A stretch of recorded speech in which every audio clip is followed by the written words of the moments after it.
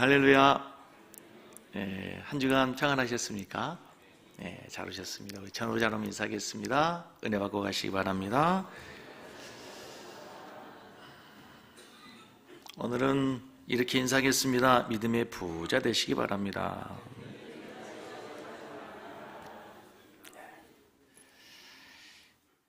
여호수아 6장의 강해 시간이 됐습니다. 지난주까지 이스라엘 백성들은 요단강을 건넌 후에 이제 가장 강력한 난공불락의 성이라고 여겨지는 여리고성 정복을 위해서 하나님께서 철저하게 영적인 준비를 하게 하셨습니다. 그 준비가 뭐였습니까? 길갈에 기념비를 세워라. 할례를 해서 하나님과의 언약을 회복해라. 유월절을 지키라. 그리고 네 발에 신을 벗어 성결하게 해라. 이제 모든 준비가 끝났습니다. 이제 실제적인 여리고성을 점령할 시기가 된 것입니다.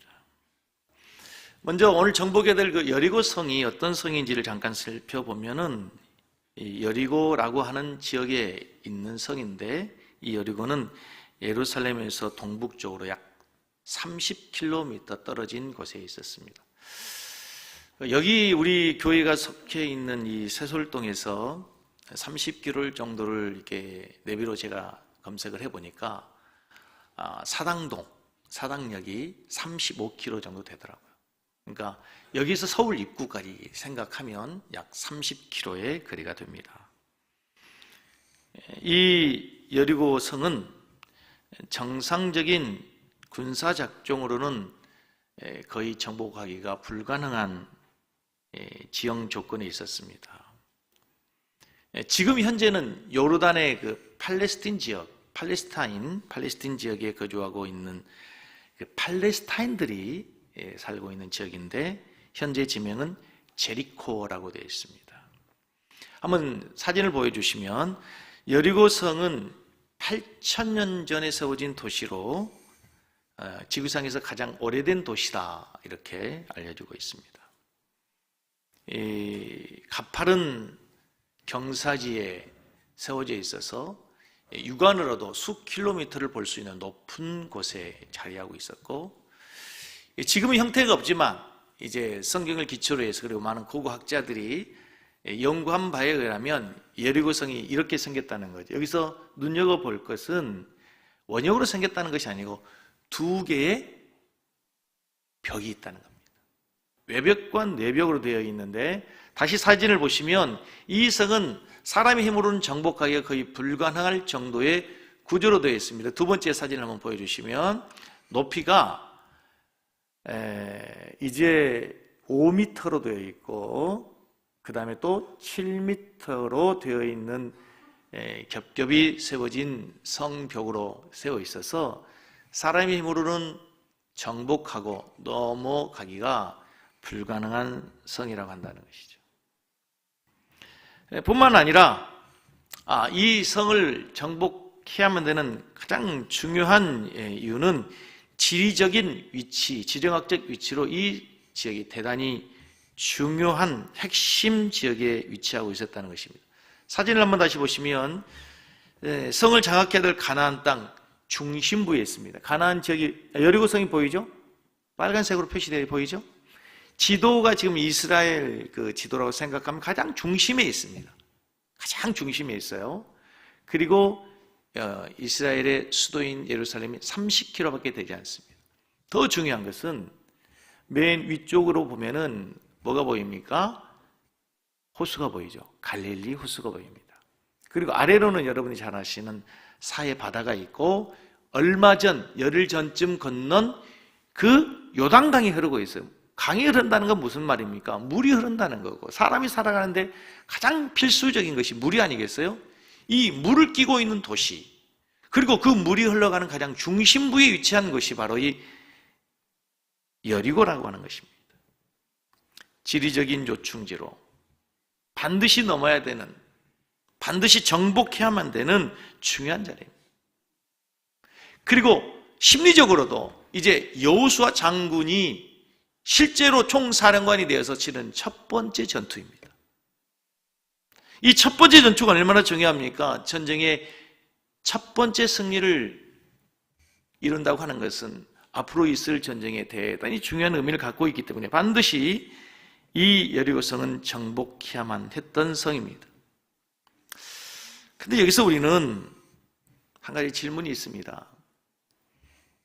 이 여리고성은 지금으로부터 약 3,500년 전 이야기입니다. 3,500년 전에 있었던 성입니다. 이 여리고 전투와 우리의 신앙이 다시 말하면 지금 우리와 무슨 상관이 있습니까? 구약시대의 여리고성, 구약시대의 여호수아를 통해서 정복한 이 여리고성이 우리와 무슨 상관이 있느냐는 것입니다. 비록 수천 년 전에 있었던 전쟁의 이야기지만 이 이야기는 지금도, 이 말씀은 지금도 하나님의 말씀으로 우리에게 영적인 진리를 주고 영적인 교훈과 깨달음을 주는 살아있는 하나님의 말씀이 된다는 사실을 기억할 수 있기를 바랍니다. 다시 말해 여리고성은 과거에 3,000년 전에 3,500년 전에 이스라엘 백성들 앞에 놓여 있었던 성이 아니라 과거의 이야기가 아니라 지금 우리의 삶에도 얼마든지 우리의 삶을 가로막고 있는 우리가 하나님에게 나아가는데 장애물이 되는 여리고성은 수없이 많다는 것입니다. 실제로 우리가 살아가는 삶 현장에서 우리 앞에 우리의 힘으로는 결코 넘을 수 없는 수많은 장애물들이 이 시대에 우리의 여리고라는 것입니다. 어떤 사람은 경제적인 문제일 수 있습니다. 건강의 문제일 수도 있고 풀리지 않는 꼬여있는 인간관계의 문제일 수도 있습니다. 도저히 내 힘으로 해결되지 않는 직장의 문제, 사업의 문제도 우리의 여리고성인 것입니다. 아니, 눈에 보이지 않지만 우리 앞에 우리의 내면에 하나님의 축복을 가로막고 있는 영적 여리고는 얼마나 많습니까? 우리의 영혼 속에 늘 사단이 우리를 넘어지게 하고 하나님과의 관계를 파괴하는 사단이 진을 치고 있는 견고한 진들이 얼마나 많습니까? 도저히 내 힘으로 끊어지지 않는 습관적인 죄악이 얼마나 많습니까, 여러분? 세상의 유혹, 세상의 쾌락, 끊임없이 나를 유혹하는 여러 가지 많은 이 세속의 물결들이 우리의 힘으로 넘을 수 없는, 우리의 힘으로 무너뜨릴 수 없는 영적 여리고라고 하는 것입니다. 하나님 중심으로 살아야 되지만 여전히 이기적이고 자기중심적인 인본주의적인 삶, 인본주의 사상, 이 시대의 여리고인 것입니다. 교회적으로는 교회를 위협하는 세속주의, 물질만능주의, 사탄의 문화, 특별히 교회를 공격하고 하나님의 말씀의 법을 대적하는 세상의 문화가 모두가 다 우리가 정복해야 될, 넘어야 될 여리고라고 하는 것입니다. 사는 성도 여러분, 이 시간 말씀을 통해서 여러분 안에 여러분이 넘어야 될, 무너뜨려야 될, 정복해야 될 여리고가 보여지기를 주의 이름으로 축복합니다. 그리고 그 여리고를 정복해내는 우리의 신앙이 되기를 주의 이름으로 간절히 축복합니다. 만약 우리가 내 안에 있는 여리고를 정복하지 못한다면 우리는 끊임없이 하나님의 축복의 땅을, 하나님의 축복의 약속을 앞에 두고 방황할 수밖에 없습니다. 사랑하는 성도 여러분, 하나님의 약속과 은혜와 축복을 누리기를 원하십니까? 그렇다면 이 시간 다시 한번 여리고를 찾으십시오. 그리고 그 여리고를 정복하기 위한 하나님의 비밀의 메시지를 듣고 가는 시간이 되기를 원합니다. 여리고를 정복하는 가장 첫 번째 방법, 따라서 하겠습니다. 하나님의 언약궤를 앞세우라. 여러분, 늘 우리의 신앙생활에서 한 가지 기억해야 될 것은 하나님의 생각과 우리의 생각이 너무 다르다는 것입니다. 하나님 우리의 생각을 초월해 계신 분이, 누군가 그렇게 얘기했습니다. 우리의 이성으로, 우리의 논리로 설명될 수 있는 분이라면 그분은 하나님이 아니다. 그렇지 않습니까? 우리의 이성과 우리의 논리를 초월하여 계신 분이 하나님이십니다. 하나님께서 오늘 여리고성을 점령하는 첫 번째 명령을 내리는데 우리 이성을 초월해요. 또 우리의 상식을 뛰어넘는다는 것이, 그 얘기가 6장 2절에서 5절까지 계속되는 말씀인데 내용은 이것입니다. 하루에 한 바퀴씩 성을 돌아라. 엿새 동안 하루에 한 바퀴씩 돌고 마지막 날 7째 날에는 몇 바퀴를 돌아요? 일곱 바퀴를 돌아요. 그럼 몇 바퀴가 돼요? 쉬어봐야죠. 13바퀴가 됩니다. 제가 밤새도록 쉬었더니 13바퀴 들어. 13바퀴를 돌라는 거예요. 근데 여러분, 얼마나 우스운 이야기입니까? 이게 전쟁의 병법으로 이게 이해가 되지 않습니다. 조금 전에 살폈던 것처럼 인류 역사상 가장 최고의 견고한 성입니다. 가장 강력한 성입니다. 누구도 침범할 수 없는, 무너뜨릴 수 없는 견고한 성인데, 그 성을 두고 오합지졸인 이스라엘 백성들이 하루에 한 바퀴씩 돌고 엿새 동안을 그리하고 마지막 7째 날은 7바퀴를 돌아라. 이해되지 않는 이야기입니다. 근데 여러분, 오늘 이 본문 말씀에서 가장 중요한 핵심적인 단어를 한번 살펴보기를 원하는데요. 성경을 보십시오. 화면에는 안 보일 건데요. 자, 6장 4절에 계속 반복되는 단어 하나를 찾게 되는데, 6장 4절에 중간쯤에 보면 이 양각 나팔을 잡고 언약궤 앞에서 나아갈 것이요. 찾으셨죠? 6절 말씀의 중간에 보면 너희는 언약궤를 메고 마지막에 여호와의 궤 앞에서 나가라. 7절을 보시면 마지막 번에 여호와의 궤 앞에서, 8절의 맨 마지막에 여호와의 언약궤는, 9절에 궤 뒤를 따르고, 11절 여호와의 궤가 그 성을 한번 돌게 하고, 12절을 보겠습니다. 맨 마지막 여호와의 궤를 메고, 13절 여호와의 궤 앞에서, 13절 중간 후반에 여호와의 궤 뒤를 따르고, 계속 반복되는 단어가 있습니다. 뭡니까? 여호와의 궤, 언약궤. 그러니까 이 성을 도는 핵심은 이스라엘 군사도 아니고 이스라엘 백성들도 아니고 제사장도 아니고 뭡니까? 그리고 하루를 그 성을 돌고 나서 11절을 보십시오. 11절 시작.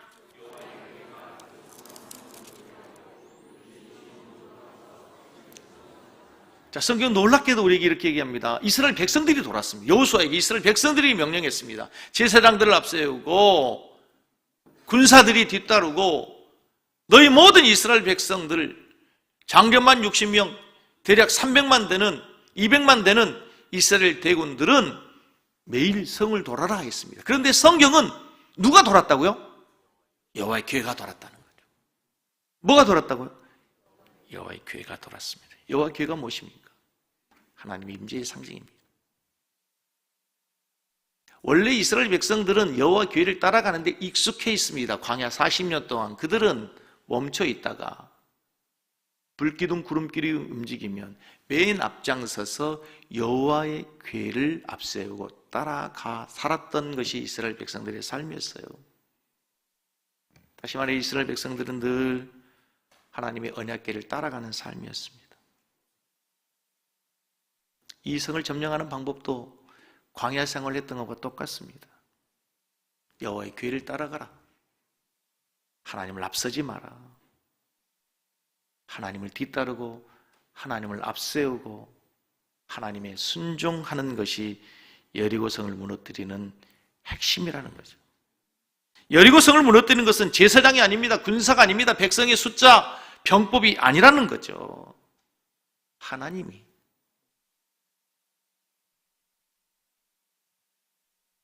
말씀에 순종할 때 그 성은 무너지게 될 줄로 믿습니다. 바다에 떠있는 빙산은 사실은 실제로 눈에 보이는 부분은 일각에 불과하고 보이지 않는 바다 밑에는 거대한 산과 같이 엄청나게 큰 얼음 덩어리가 있는 거죠. 그 빙산은 거친 바람의 방향과는 상관없이 일정한 곳을 향하여 그저 묵묵히 진행합니다. 신앙으로 산다고 하는 것은 빙산의 일생을 사는 것과 같습니다. 바다 위에 떠 있는 모든 것들은 바람의 영향을 받습니다. 바다 위에 떠 있는 모든 것들은 배도 요트도 떠 있는 모든 것들도 풍랑에 의해서, 바람에 의해서. 모든 것들이 바람의 방향에 따라 움직여지지만 빙산만큼은 엄청난 힘을 가진 태풍의 진로마저 거스리고 제 갈 길을 꿋꿋이 갑니다. 무엇을 따라갑니까? 바다에서 밑에서 흐르고 있는 해류를 따라서 바람의 방향과 상관없이 해류가 흐르는 곳을 향해서 일정하게 흔들림 없이 따라가고 있다고 하는 것입니다. 하나님의 자녀들의 삶이 바로 그렇다는 것이죠.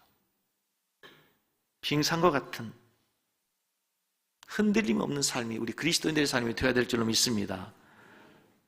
바다 위에 떠 있는, 보여지는 부분은 아주 정말 일부분에 불과합니다. 우리 눈에 보이는 매일의 현상들, 매일의 사건들, 매일의 문제들은 우리의 삶을 바꿀 수 없습니다. 그리스도인의 삶의 방향을 좌우할 수 없습니다. 우리는 그것에 의해 움직여지는 자들이 아니라는 것입니다. 오늘 본문의 말씀은 여리고 성벽을 무너뜨리는 승리의 비결이 제사장들이 언약궤 앞에서 나팔 부는 제사장 행진을 하고 언약궤가 따르고 그 뒤에서 군사들이 그 언약궤를 지키고 보호해야 한다는 거죠. 그 언약궤가 중요하기 때문에 언약궤를 따라가야 되는 이스라엘 백성들의 삶은 사실은 이스라엘 백성들이 언약궤를 보호하는 것이 아니라 그 언약궤가 이스라엘 백성들을 보호하고 있다는 거예요. 지난주에 여호와의 군대 장관이 여호수아에게 친히 나타났습니다. 나는 여호와의 군대 장관이다. 하나님이 친히 이 전쟁에 간섭하시고 개입하시겠다고, 하나님이 이 전쟁을 이끄시겠다고 이미 하나님이 약속해 주셨습니다. 그 구체적인 현장, 그 구체적인 실현이 바로 하나님의 언약궤를 통해서 그 언약궤 하나님 임재에서 이스라엘 백성들을 이끌고 간다는 사실을 다시 한번 기억할 수 있기를 주의 이름으로 축복합니다. 바로 이것입니다. 우리가 정복해야 될 여리고성을 돌 때 우리의 힘으로 우리가 도는 것이 아닙니다. 하나님의 언약궤를 앞세우고 하나님의 언약궤가 먼저 돌게 해야 합니다. 내가 무너뜨린 것이 아닙니다. 하나님이 무너뜨리고 하나님이 해결해 주시고 하나님께서 그 모든 문제 가운데 간섭하시고 개입하실 때 그 성이 무너지게 될 줄로 믿습니다. 사랑하는 성도 여러분, 하나님을 앞세우는 삶을 사시고 하나님을 뒤따르는 삶을 살아가는 성도들 되기를 다시 한번 주님의 이름으로 간절히 축복합니다. 두 번째, 오늘 본문 말씀에 보면은 이스라엘 백성들이 하나님의 그 상식을 뛰어넘는 명령 앞에 순종합니다. 무엇으로? 믿음으로 순종합니다. 따라서 하겠습니다. 믿음으로 행동하라. 하나님께서 그 성벽을 정복하는데 무너뜨리는데 그 성벽을 부술 수 있는 장비를 준비해라, 무기를 준비해라, 전술을 개발해라, 그 성벽을 타고 올라가서 문을 열 수 있는 특공대를 조직해라, 이렇게 말씀하지 않는다는 것이죠. 군사적 작전과는 거리가 멀게 매일 한 바퀴씩 돌라는 거죠. 근데요, 우리가 이스라엘 백성들의 입장에서 생각해 본다면 이것은 정말 위험한 일입니다. 두려운 일이 아닐 수 없습니다. 그 안에 있는, 성 안에 있는 사람들은 최신식 무기, 당시로서는 이스라엘 백성들이 흉내낼 수 없는 철병기로 무장되어 있습니다. 철기 문화로 무장되어 있어요. 이스라엘 백성들은 아무런 무기가 없습니다. 언제 나와서 공격하면 언제라도 그들은 몰살을 당할 수 있습니다. 참으로 황당한 명령이 아닐 수 없습니다. 그런데 그 명령에 순종하기 위해서 이스라엘 백성들에게 두 가지가 필요합니다. 첫째는 용기가 필요합니다. 칼을 들고 창을 들고 무장한 군사들 앞에 맨손으로 맨몸으로 나아가기 위해서는 대단한 대단한 용기가 필요한 거예요. 근데 그 용기는 어디에서 오는 것입니까? 하나님을 믿는 믿음에서 오는 것입니다. 성경에서는 히브리서 11장에 이렇게 말씀하고 있습니다. 히브리서 11장 30절 같이 읽겠습니다. 믿음으로 7일 동안 여리고를 도니 성이, 이스라엘 백성들이 그 성을 돌 때 무엇으로 돌았다고요? 믿음으로 돌았다. 믿음으로 돌았다. 매일 그냥 도는 것이 아니고 바로 눈앞에 있는 적군들이, 군사들이 그 강력한 무기를 가지고 그들을 공격해 올지 모르는 그런 위험한 상황 속에서 그들은 매일 믿음으로 돌았대요. 그랬더니 성이 무너졌답니다. 여리고가 무너진 것은 믿음의 결과, 순종의 결과였습니다. 그래서 때로는 믿음은 상식을, 이성을 초월할 때가 많습니다.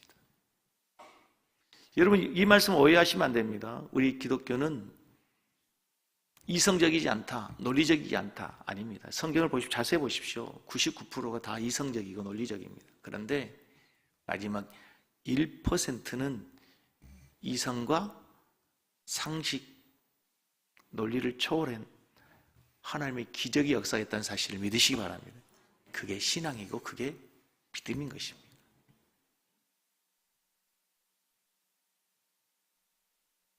자, 우리 섬기는 성도님들이 매일매일 삶에서 믿음으로 세상을 이기고 여러분 앞에 있는 많은 장애물들을 믿음으로 이겨내는 성도들의 삶이 되기를 원합니다. 이런 자들을 히브리서 11장 38절에서는 세상이 감당치 못한다 그랬어요. 세상이 감당치 못할 자다. 그렇게 우리가 믿음으로 살아갈 때에 세상이 우리를 감당치 못한다는 거예요. 믿음이 없을 때에는 여리고가 두렵고 세상이 두렵고 우리 앞에 놓이는 문제들이 두려울 수밖에 없는데 오히려 우리가 믿음으로 살아갈 때 세상이 우리를 감당할 수 없다는 거예요. 사랑하는 성도 여러분, 믿음으로 승리하는 성도들 되기를 주의 이름으로 축복합니다. 저는 이 찬송이 참 좋습니다. 일부 예배 때는 우리가 이 찬양을 불렀는데요. 주 믿는 사람이 일어나 다 힘을 합하여 이 세상 모든 마귀를 다쳐서 멸하세. 저 앞에 오는 적군을 다쳐서 멸하세. 주 예수 믿는 힘으로 뭘 이겨요? 온 세상이 이깁니다. 뭐가 이깁니까? 믿음이 이기네. 믿음이 이기네.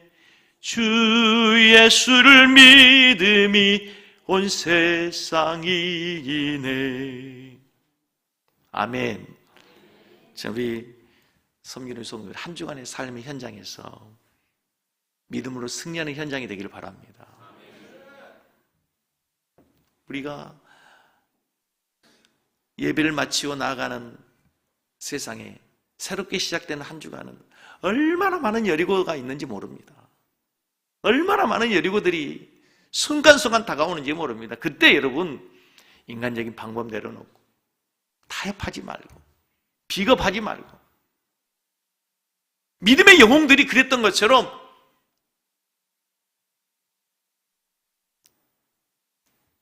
믿음으로 승리하고 주님 앞에 영광을 돌리며 살아가는 우리 성도들의 삶이 되기를 다시 한번 간절히 원합니다. 비록 이스라엘 백성들이 이성적으로 이해할 수 없는 행동으로 성을 돌았지만 그들이 믿음으로 나갈 때 하나님은 가나안의 적군들의 간담을 서늘케 했어요. 그들은 최신식 무기를 가지고 있었고 이스라엘 백성들의 손에는 아무것도 없었지만 오히려 그들의 간담이 서늘했다 그랬어요.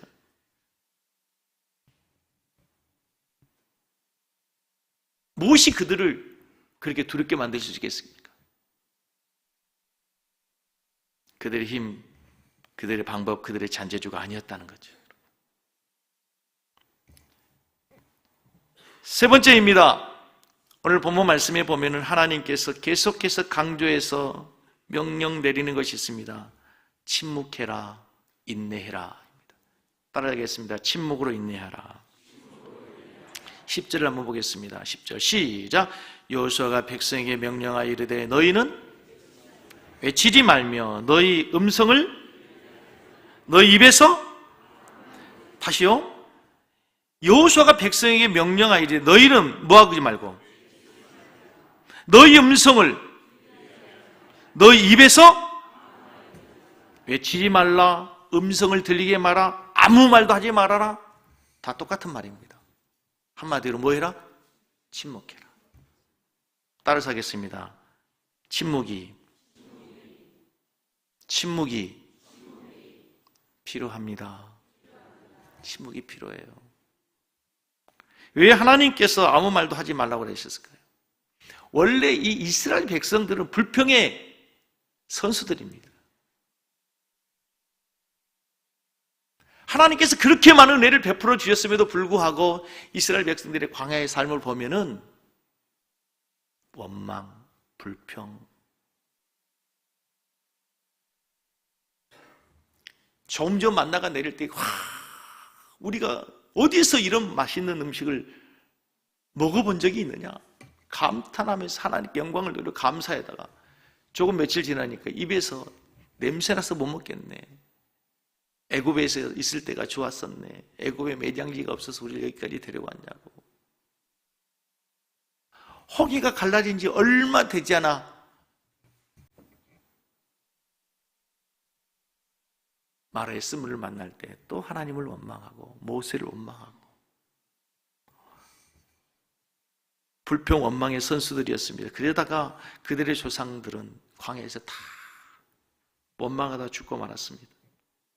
이미 조상들을 통해서 배운 역사적 교훈이 있어요. 그러나 약속이 이루어질 기미가 보이지 않을 때 이 이스라엘 백성들, 여호수아를 따르는 이스라엘 백성들도 얼마든지 불평하고 원망할 수 있는 가망성이 너무나 많습니다. 한번 상상을 해보십시오. 하루 돌았습니다. 이틀 돌았어요. 3일까지 돌 수 있습니다. 4일째 되면 궁금할 거예요. 그렇죠? 저 성에 뭔가 균열이라도 있든지 맨 꼭대기엔 돌이 하나라도 떨어지든지 5일째 되면 이제 김 집사 이야기하기 시작합니다. 혹시 우리 여호수아 장군이 하나님 명령을 잘못 받은 거 아니야? 그 말을 듣고 있던 김 권사 또 얘기하죠. 우리 여호수아 장군이 겁쟁이 아니야 이거? 그러다 보면 별소리 다 돌아다니겠지. 그러다 보면 부정적인 생각, 부정적인 말은 엄청난 전염병이 있어서 순식간에 이스라엘 군대를 혼란에 빠뜨리고 말았을 것입니다. 하나님 이것을 이미 알고 계셨어요. 이것을 고려한 하나님의 고도의 심리적인 작전입니다. 아무 말 하지 마라. 소리 내지 마라. 음성을 높이지 마라. 아무 말도 하지 말아라. 우리 신앙생활에서요, 이게 필요합니다. 교회처럼 말 많은 곳이 어디 있습니까, 여러분? 그렇죠? 교회는 말이 많은 곳이에요. 진짜 말이 많은 곳입니다.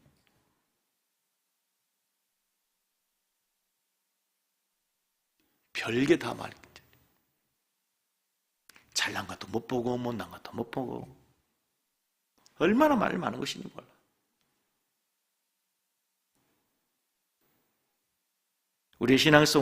우리의 신앙생활에서도 100마디의 말보다 때로는 한 번의 침묵이 더 힘이 있을 때가 있습니다. 사랑하는 성도 여러분, 많은 말을 하기보다는 듣기 위해서 애쓰시기를 바랍니다. 성경 말씀합니다. 듣기는 빨리 하고 말하기는 더디하라. 할 수만 있으면 침묵하십시오. 침묵하라는 얘기는 아무 말도 하지 말라는 얘기보다도 하나님께 집중하라는 얘기. 침묵하라는 말은 말하지 말라는 얘기가 아니라 하나님의 음성을 들으라는 거예요. 침묵하라는 것은 아무 말도 하지 말라는 보다도 적극적으로 하나님의 때를 기다리고 기대하라는 얘기예요. 설교를 준비하다 보니까 짐 엘리엇이라고 하는 사람이 이런 말을 했어요. 사탄은 적어도 세 가지를 확실하게 장악하고 있다. 사탄이 장악하고 있는 게 있대요. 소음, 조급함, 그리고 군중이다. 하나님의 사람들이 영적인 리더로 쓰임받기 위해서는요, 이 세 가지 장애물을 그래서 극복해야 돼요. 세상의 소리보다는 하나님의 말씀, 하나님의 음성의 귀를 기울여야 됩니다. 소음이 아니라 많은 사람이 얘기가 필요 없어요. 하나님의 음성, 하나님의 말씀에 집중해야 돼요.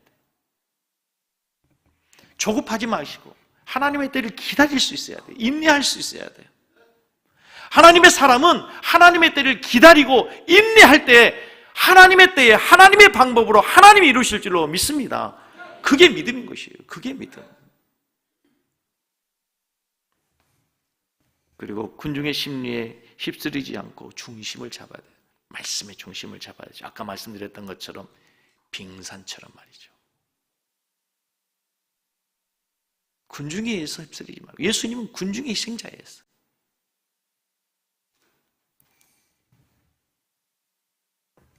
영적 전쟁에서 승리하기 위해서 가장 중요한 것은 하나님의 때를 끝까지 인내하며 기다리는 거죠. 생각해 보실까요? 6일까지 한 바퀴 돌았습니다. 7일째 마지막 날입니다.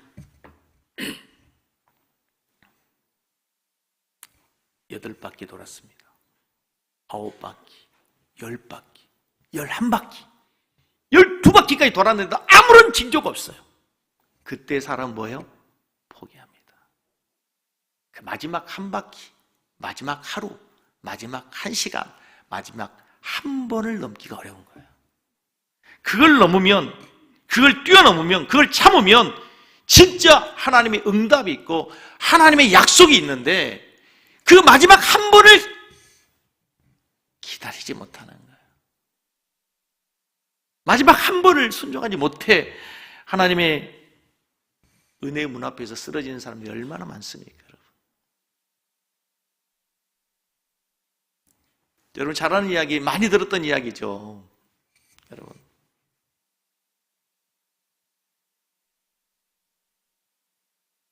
기도는 언제까지예요? 이루어질 때까지, 이루어질 때까지. 금은 99.9%는 순금인데 믿음은 0.1%가 부족하면 그건 불순종입니다.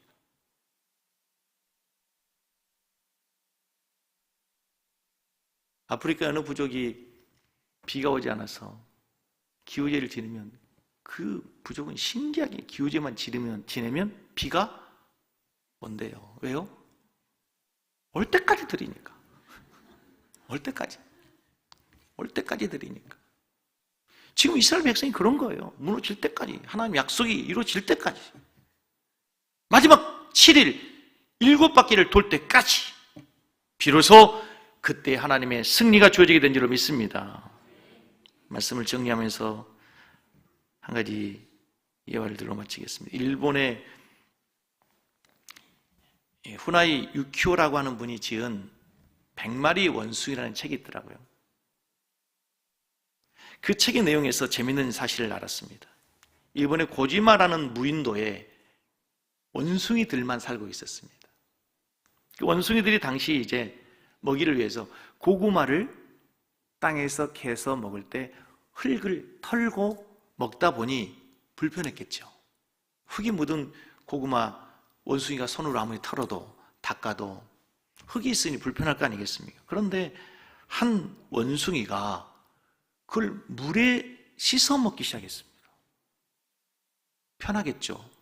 맛 훨씬 좋았을 거예요. 그걸 바라보면서 다른 원숭이들이 하나 둘씩 흉내내더니 결국 모든 원숭이들이 고구마를 물로 씻어 먹는 행동 양식으로 변했다는 거예요. 그런 놀라운 사실은 이 고지마섬 이외의 지역의 원숭이들도 어느 날 보니까 똑같이 고구마를 물로 씻어 먹더라는 거예요. 그런 일들이 동시다발적으로 일어나더라는 거예요. 서로 간의 접촉이나 의사소통도 이루어지지 않는 상황에서 마치 신호를 보내기라도 하듯 한 것처럼 정보가 흘러갔다는 거예요. 정보가 흘러갔다는 거예요. 이 연구 결과를 통해서 다음과 같은 결론을 내렸어요. 어떤 공동체에 도움이 되는 특별한 행동이 이루어지면 그것이 점점 퍼지게 됩니다. 그리고 동일한 행동을 하는 자들이 100명이 되면 거리나 공간에 상관없이 전체 공동체에 확산된다는 것, 이러한 현상을 100마리째 원숭이 현상이라고 하더라고요. 100마리째 원숭이 현상. 이 100마리째 원숭이가 되면 거리에 상관없이, 공간과 상관없이 그 모든 것들이 변하게 된다는 거죠. 그렇습니다, 여러분. 처음에는 아무도 주목하지 않지만 그것이 계속되면 점점 세력이 커집니다. 그리고 마침내 100번째 사랑까지 확산되면 전체적인 행동 양식이 되고 만다는 거예요. 오늘 우리 안에 있는 여리고, 내적, 외부적 여리고를 점령하기 위해서는 한 마리 원숭이처럼 새로운 시도가 필요합니다. 우리 안에 있는 여리고, 우리의 삶의 외적인 여리고를 점령하기 위해서 중요한 것은 한 마리 원숭이, 창조적 원숭이, 행동하는 믿음의 원숭이 한 마리가 필요하다는 것이에요. 그리고 그것이 비록 작은 몸짓이라도 100번째 원숭이가 따라하면 마침내 공동체 전체가 변화되는 역사가 일어난다는 것이죠. 대수롭지 않던 작은 바람이 모여서 어느 순간 거대한 회오리 바람이 되듯이 오늘 우리의 작은 몸짓 하나에 하나님 놀라운 기적이 일어나게 될 줄은 믿습니다. 지금 하나님께서 바로 그 첫 번째 원숭이를 찾고 계시는 거예요. 아니, 하나님께서 어쩌면 그 마지막 100번째 원숭이를 찾고 계신 줄로 믿습니다. 그 주인공이 우리 섬기는 교회 성도님 여러분이 되기를 바랍니다. 어떤 사람은 첫 번째, 어떤 사람은 50번째, 어떤 사람은 마지막 100번째 원숭이가 되면 우리 안에, 우리 주변에 있는 여리고성은 무너지게 될 것이고 우리 섬기는 교회 공동체가 변화되어서 이 지역과 민족과 열방을 향해 나가는 건강한 교회, 능력 있는 교회, 영향력 있는 교회로 승리하게 될 줄로 믿습니다. 기도하겠습니다. 하나님 고맙습니다. 감사합니다. 오늘도 말씀을 저희들의 신비에 새깁니다. 행여라도 우리 안에 있는 우리의 삶에 가로막고 있는 외부적 여리고가 있다면 하나님을 앞세우고 하나님을 따라가며 순종함으로 승리하는 저희들이 되게 하여 주시옵소서. 믿음으로 승리하게 하여 주시고 하나님의 때를 침묵하며 인내하며 기대하며 마침내 하나님의 영광을 드리는 모든 성도의 삶이 되게 해 주시옵소서. 예수님 이름으로 기도하옵나이다. 아멘.